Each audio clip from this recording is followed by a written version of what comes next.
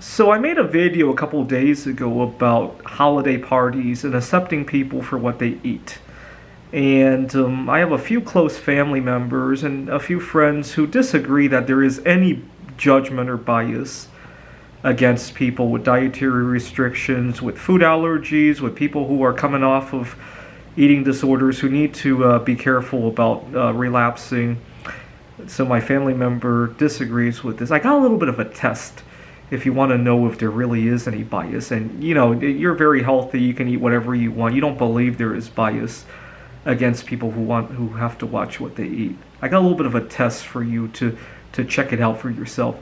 You could just pretend you have a dietary restriction, right? Pick one.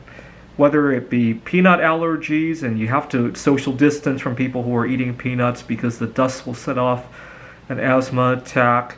You could pretend to have high functioning autism and need to avoid sugar to prevent mental health problems. And keep in mind, if you need to avoid sugar or peanuts, you need to know the ingredients of everything, right? Your coworker offers something they cooked at home and you don't know the ingredients, you got to find out, right?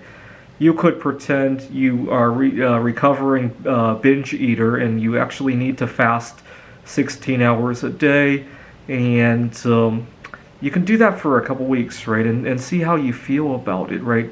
There's no harm, right? If you do it for 2 weeks and you really feel there's no judgment, and then you can go back to your old ways, or you're still going to be healthy.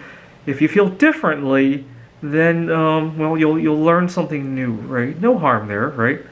Anyways, thought I would share this. Anybody can adopt a dietary restriction to see what it's like. Oh, you can try a religious one as well, right? You could try a Muslim diet. Now, keep in mind, a lot of Muslims, they want to know that their dishes haven't been contaminated with various things, right? You could, next time your coworker prepares interesting food, you could ask about what dishes he used, or you could outright refuse it, saying that you're not sure about that. You could adopt, Yom Kippur, right, like I did. I didn't have too bad a time with that, actually. I think Phoenix, when I was in Phoenix at the time, a lot of Jews there, so I didn't have too hard of a time, right? You get the idea. Now, why don't you do that for a couple weeks and come back to me, right?